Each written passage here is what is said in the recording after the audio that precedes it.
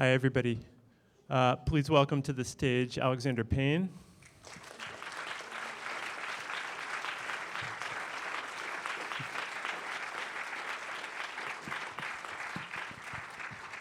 Bruce Dern.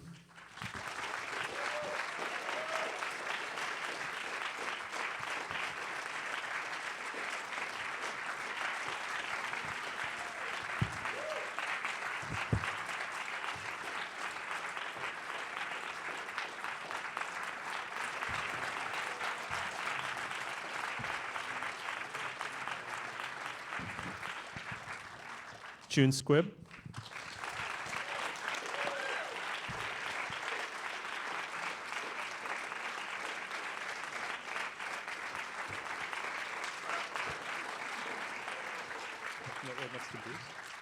And Will Forte.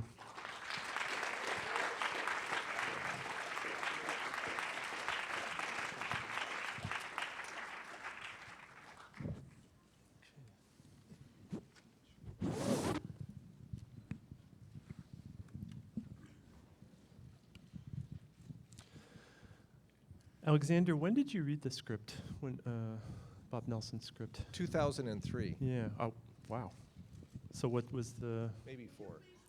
Yes. We promise. I asked Alexander when he first read Bob Nelson's script, and it was 2003. So what was the? Possibly 2004. Okay. And was there a lot of work done on it, and a lot of? No, before I didn't want to follow sideways one road trip movie with another road trip movie, so they were all willing to wait.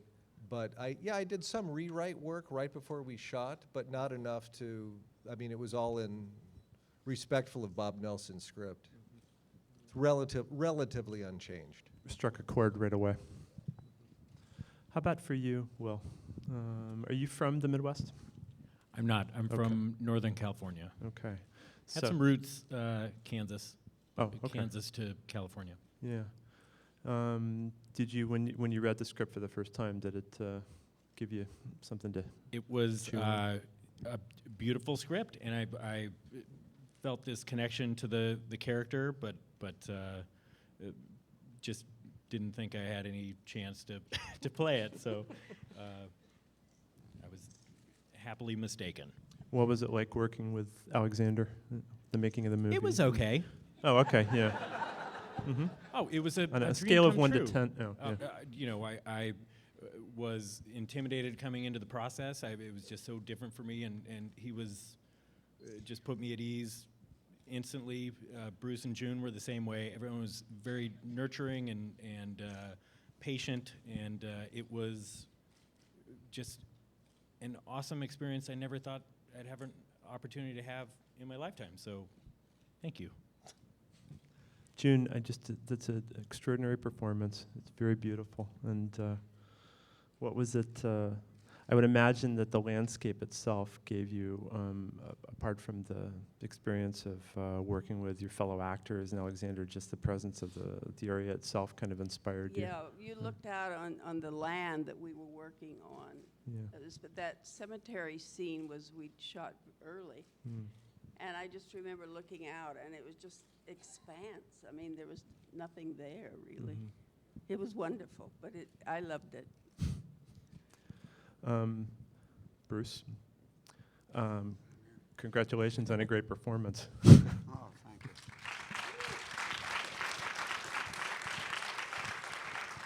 Were you immediately riveted by this script and attracted? sorry? Were you immediately attracted to this script and to the idea of working with Alexander? Well, you know, I think not only after this movie, but after his first movie, Citizen Ruth, there's not an actor alive who doesn't want to work with Alexander Payne. He gives you opportunities to be in movies, like he says, that he just wants people to watch. That's the kind of movies that he makes. And so that was exciting and a thrill, number one. But number two was he sent me the script about 6 months after he saw it, or maybe a year after he saw it. And I was stunned because nobody's ever really kind of thought of me at that level, of being a person in a movie at that level. And I saw the script, and the next day I went to Toys R Us and sent him a little truck that I bought him, saying that I think I couldn't be Woody. So 9 years went by, and here we are. He made 2 other movies, and I kept hearing he might make Nebraska, and he might not, and so forth and so on. But the excitement, I think, for all of us about the movie is him. And him doesn't get said enough in what's going on in the last 8 months of this movie. He is a privilege to work for and to work with. You hear actors say a lot of times, well, I like to work for this one, I like to work for that one. No, he's a guy who insists you work with him. And he is so approachable and so natural and so insistent on reality and being honest. He surrounds you every scene or so with 2 or 3 non-actors who are so goddamned honest, you can't possibly start acting or performing in front of these people, and that's a magic. You know, he does that. I would like to stop being referred to as a non-actor.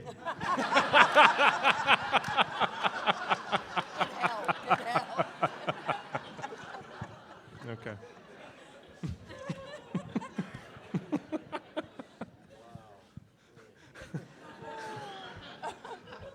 John?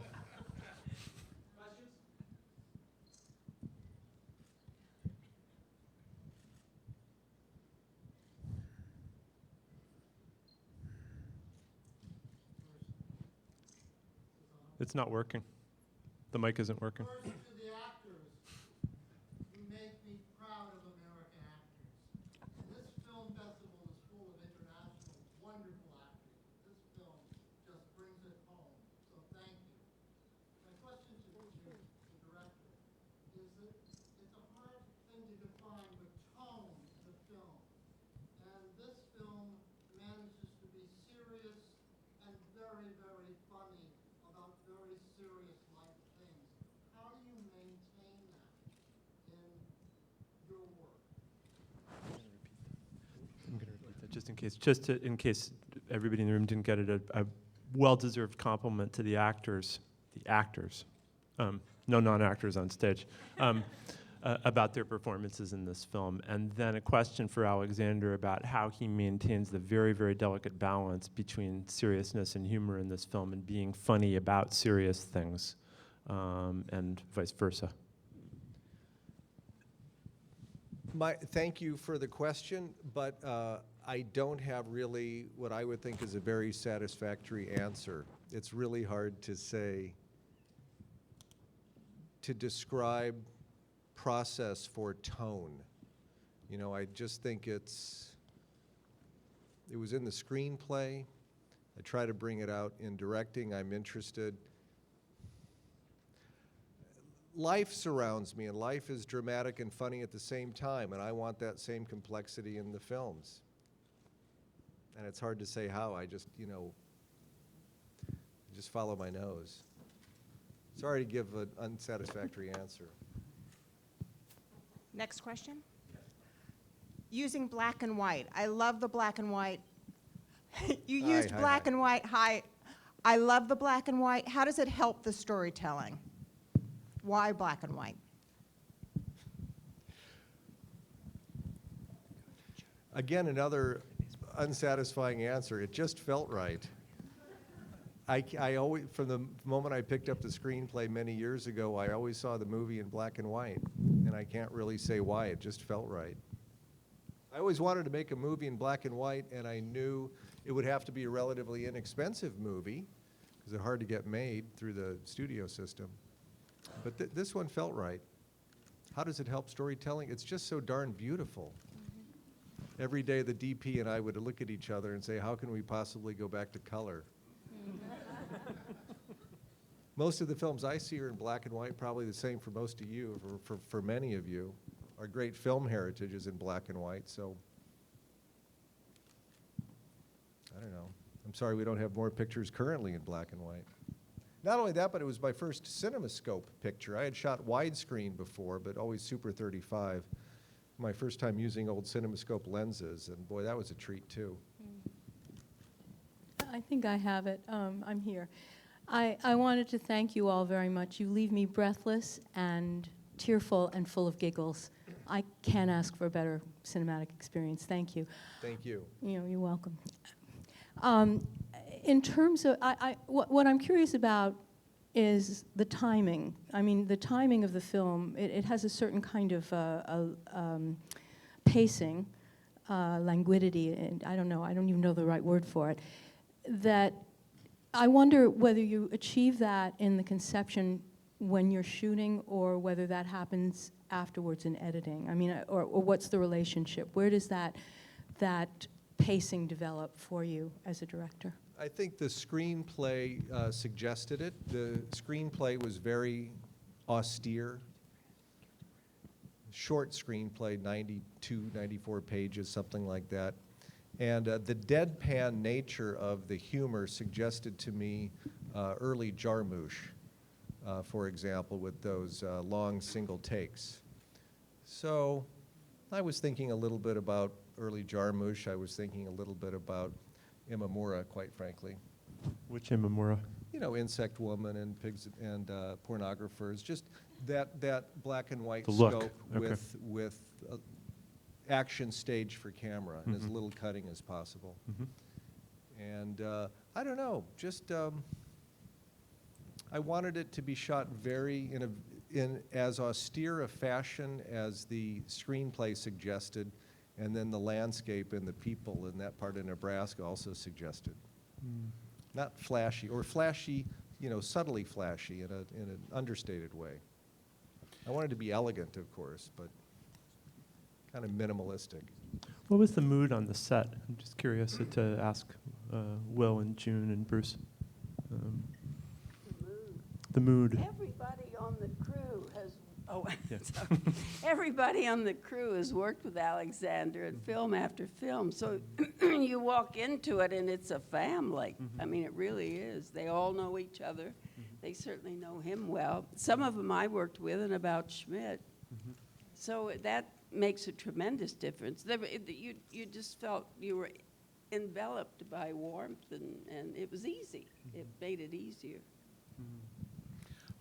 On the heels of that comment, I wanted to ask you about how you managed to find this fine balance that you struck between sort of like the grumbly, cranky side of everybody and the warmth and family of everybody. And I wanted to hear from the actors, and as well as you, Alexander, about how you found that balance in the directing and Can you everybody start in with their that, acting. please?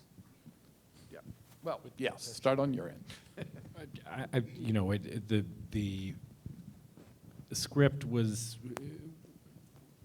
so beautifully written. It seemed to be all in the page, and then you know, so when we set about doing it, you know, if we were ever off track, Alexander would nudge us back. You know, I don't know how to answer that. It was just, it seemed to be kind of clear from the screenplay, you know, the complexities of the relationships, and they all seemed, all the characters, even though my family is nothing like the family in this movie, it just seemed like very relatable, all these relationships. I don't know if that answers the question at all, but they were words. Yeah. I think also we all liked each other, and I think that helped a lot. And we liked Alexander, and that helped a lot. It was just a warm set.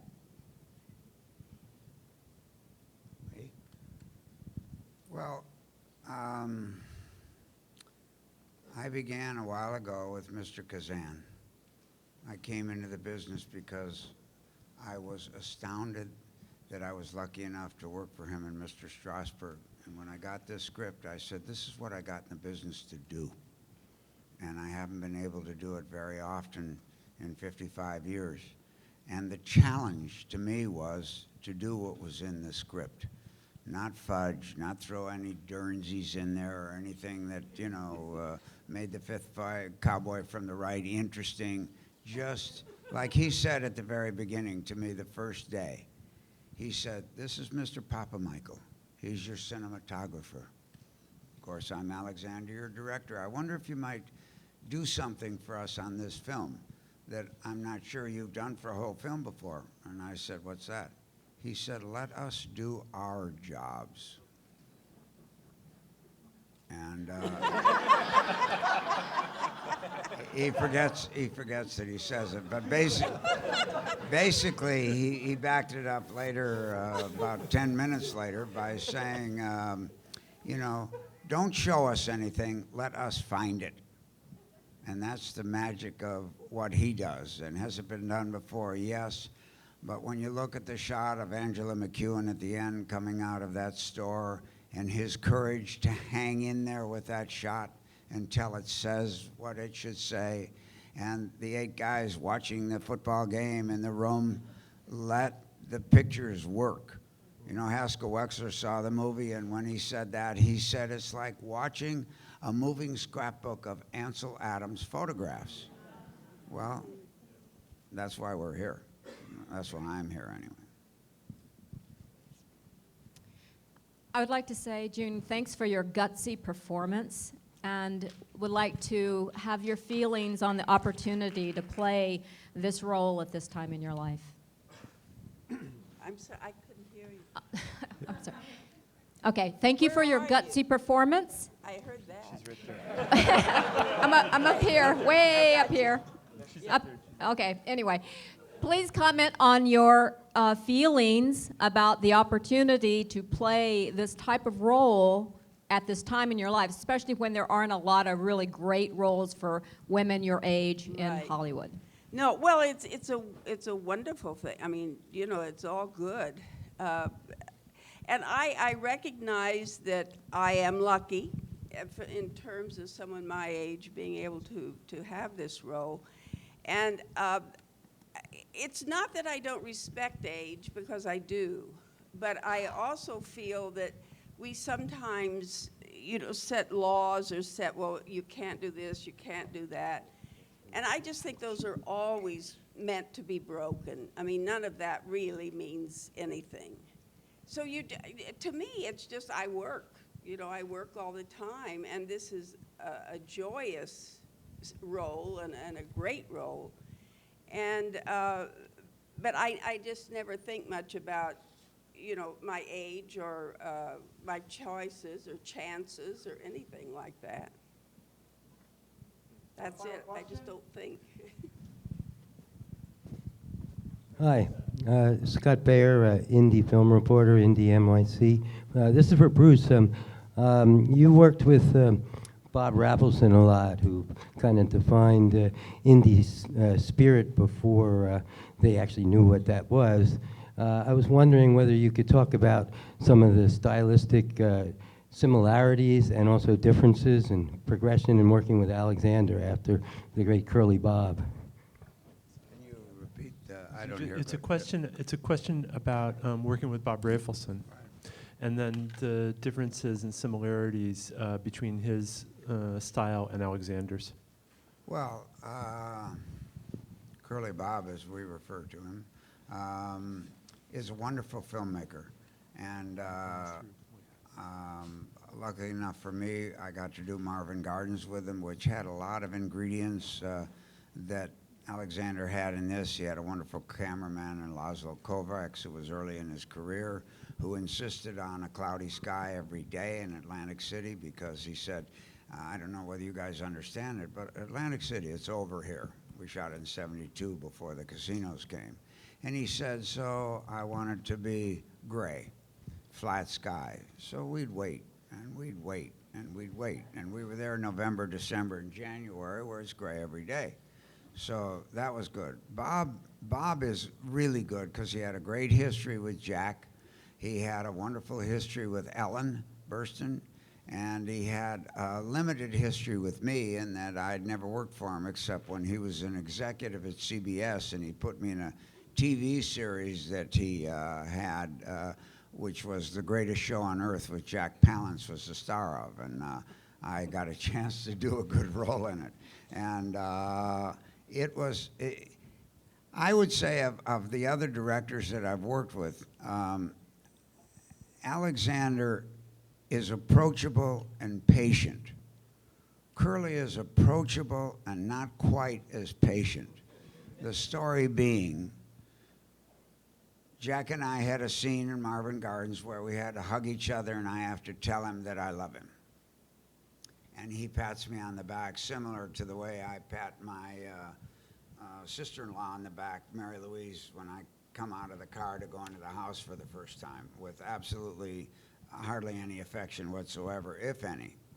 And we did it. It's a 9-minute master with the coverage off the master. And cut. Let's do it again. On take 12, Jack and I both turn to him and say, Curly, what do you want? I mean, what is it? He says, just keep shooting. And ripped his sleeve up like this and said, I want goosebumps. So, we kept going, and I said, Jack, he's your guy. I mean, what? Did he have English in high school or what? And so we kept going. Finally, we got to 17, and he said, okay, that's a print. We're in the other room. And Jack and I go up to him. We said, Curl, I mean, I said, Jack says, make him roll his sleeve up. So he said, I said, well, he says, well, what do you see? What do you see? And I said, well, they look like pimples or zits or something. They don't look like goosebumps. And he said, really? Let me tell you. That's goosebumps. And I said, why? 15 mil opening weekend. That's how Rafelson in the back of his head. Alexander doesn't calculate gains and losses. He hired, I think Alexander, I don't know whether he'll say it a lot, but he does a great deal of his filmmaking in his casting. And I trusted that, and everybody else did trust him. We're thrilled to be a part of it, but I've heard you say a couple times that the casting process is a big deal for you. He does speak. No, No, I mean, a movie can be anything, but in terms of the narrative movies we talk about, it's screenplay and casting. Those are the two things that give you problems in the cutting room. Problems in the screenplay and problems with the casting. Duh.